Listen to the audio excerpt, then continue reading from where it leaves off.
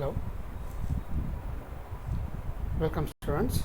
Now let us pass on to electrochemistry part 2, where we are going to discuss about the applications of the standard reduction potential and Nernst equation, derivation of Nernst equation for single electrode potential, and applications of this reduction potentials in various conditions there. Consider the reaction of zinc and silver electrodes there.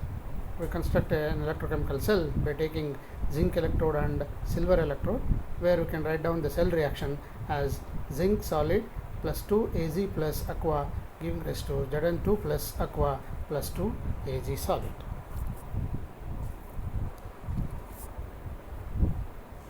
Now, how to calculate the cell potential for this?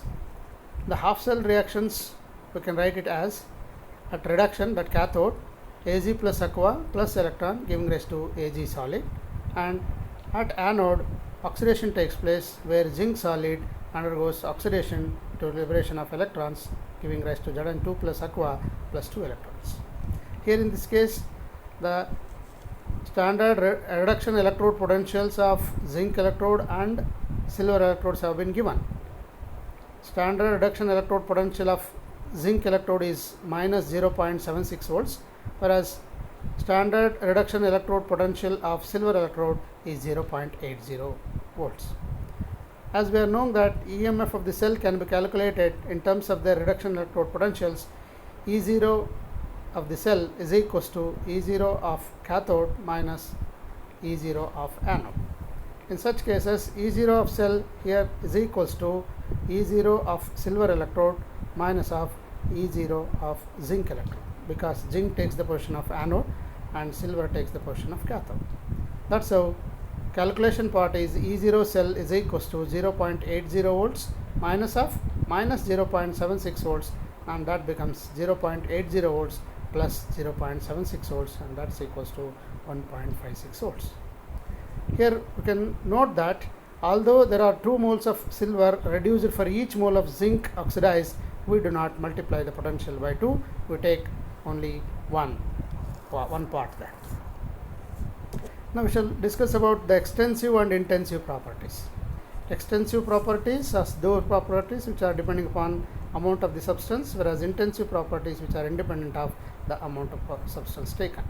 So free energy is an extensive property, so need to multiply by the number of moles involved. Therefore, change in free energy can be written as minus NF into E, where N is number of electrons exchanged and F is Faraday constant and E is EMF.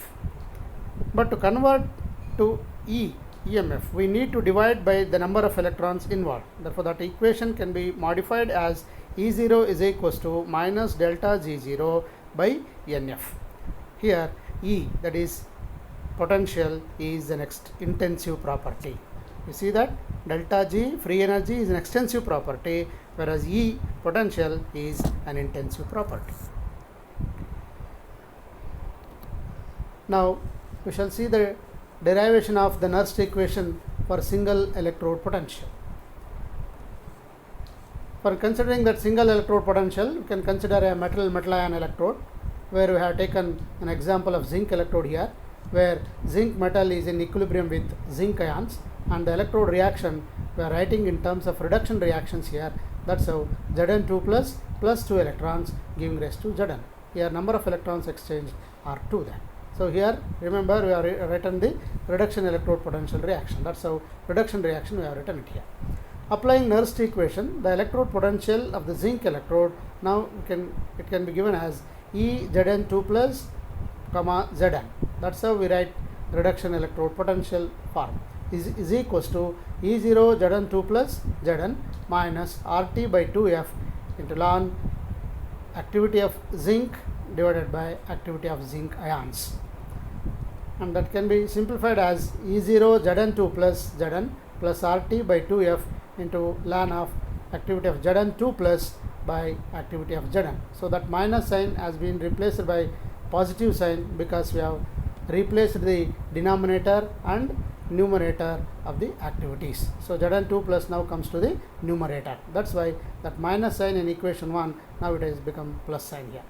where E0 Zn2 plus Zn represents the standard electrode potential of the zinc electrode.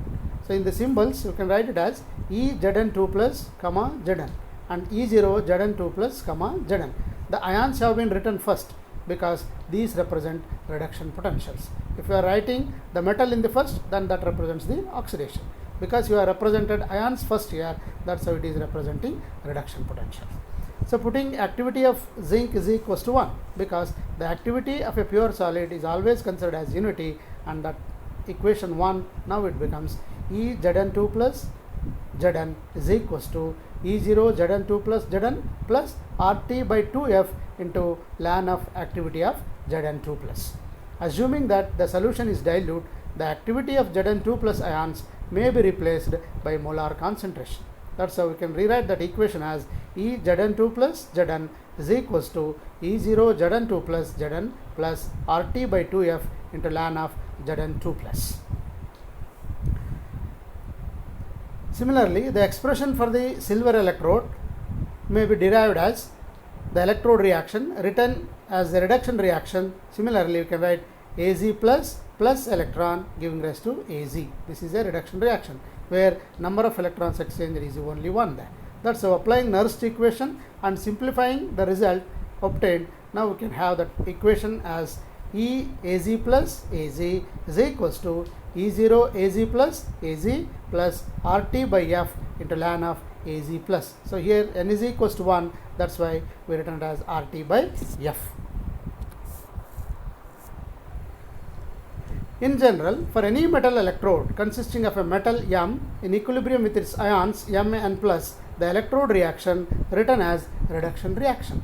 And here it is Mn plus n electron giving rise to M. The electrode potential will then be given as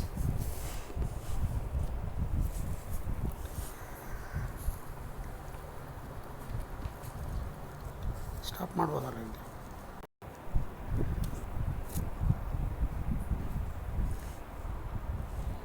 The electrode potential will then be given by the expression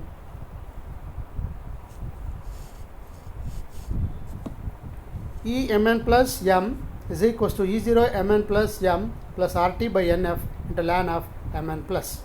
Putting R is equals to 8.314 joules, F is 96,500 coulombs, and ln of Mn plus is equals to 2.03 into log of Mn plus. When exponential logarithm has been converted into natural logarithm, so we have to multiply it by 2.303. That's how we have written it as 2.303 into log of Mn plus. And T is 25 degrees plus 273 degree Kelvin, assuming that the measurements are carried out at 25 degrees centigrade. Now the above equation takes the form E Mn plus M is equals to E0 Mn plus M plus 0.0591 by N into log of Mn plus. This is Nernst equation for the calculation of electrode potential of metal ion electrode. Now Nernst equation for non-standard conditions. We know that delta G is equals to delta 0 plus RT into ln Q. So we can write that expressions as minus NFE is equals to minus N into FE0 plus RT into ln Q, where Q is equilibrium constant for a reversible reaction. E is equals to E0 minus RT by NF into ln Q. When you divide that above equation throughout by NF, you can get this equation there. Then simplifying that equation as E is equals to E0 minus 0.0592 by N into log Q.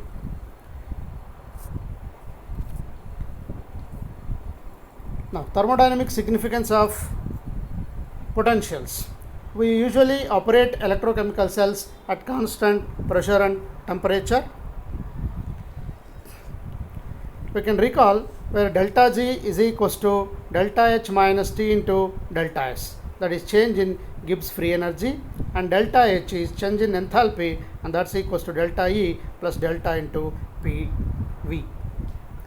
So delta G Tp is equals to electrical work, and that's equals to minus Q into E, and that's equals to minus NF into E, because Q is equals to N into F.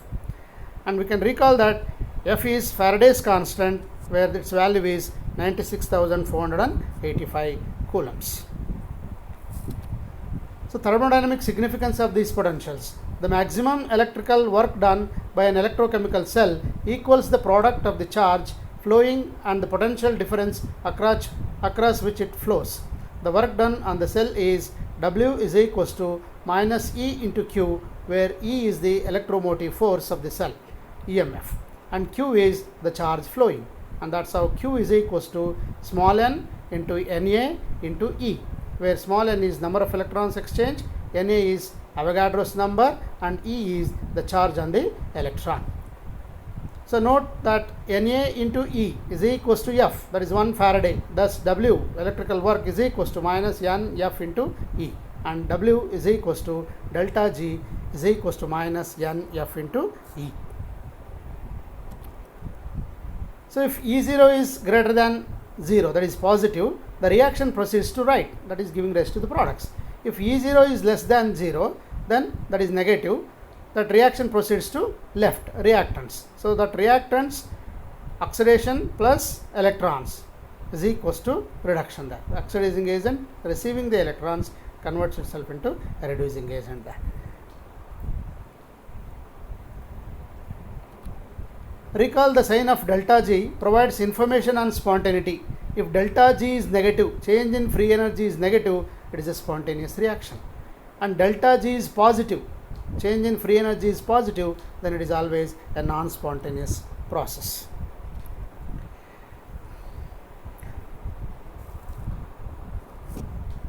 So since delta G is equals to minus N F into E, delta E is positive, that is change in potential is positive, that is spontaneous reaction, and delta E is negative, that is non-spontaneous reaction. Delta E is positive, spontaneous, and delta E is negative, non-spontaneous reaction. That's so for a spontaneity of a process there, whenever the potential has to be positive. If it is a positive potential, we are going to get it there, then the reaction will be always spontaneous. If it is a negative value, then it is a non-spontaneous process.